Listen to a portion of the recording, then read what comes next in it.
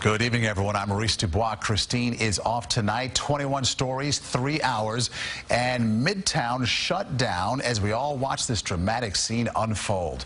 We have team coverage of the Trump Tower climb, and it begins with Valerie Castro live on 5th Avenue. Valerie. Maurice, tonight that young man is at Bellevue Hospital after being taken into police custody. He is 20 years old. Sources tell us his name is Steve. Police say here.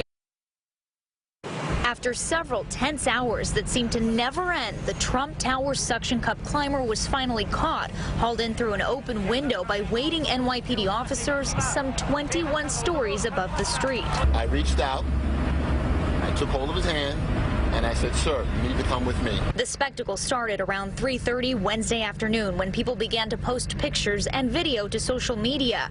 He began his climb several stories up from an outdoor terrace. This exclusive video from inside Trump Tower shows a close-up shot of the man who appeared quite calm. The intensity of the suction cups heard against the glass. Outside the tower, he could be seen methodically placing those cups in place to inch his way up and around the building. At one point, he paused, appeared to say something to rescue crews, and took a drink out of a water bottle from his bag. On the ground, police quickly surrounded the area, blocking traffic on busy 5th Avenue and along 56th Street.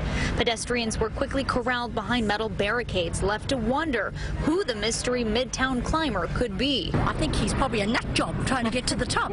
I have no idea. I'm just walking home from work and I'm seeing this and I'm just surprised at what's going on. Some people take things to the extreme. Maybe it's a Trump protest. Maybe he doesn't like Trump. Who knows? It turns out the opposite is true. The climber claims to be a Trump supporter and says he pulled the stunt in hopes of meeting the Republican candidate for president.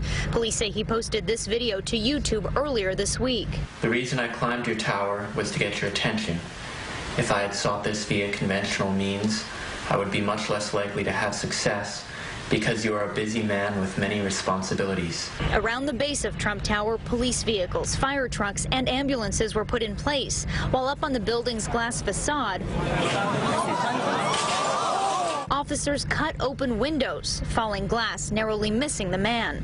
Others were lowered in large buckets to surround him. What we tried to do is try to isolate and contain him to a point where we would give us a tactical advantage to take him into custody. Once inside the tower, he was immediately evaluated. Sources say this picture was taken inside a store within the tower that sells Ivanka Trump clothing. He was then whisked away to a waiting ambulance headed for Bellevue Hospital. We do know the young man is 20 years old. Sources say his name is Steve. Police tell us he got here from Virginia yesterday. It's unclear if he'll face any charges, but police say he was unarmed when he was taken into custody.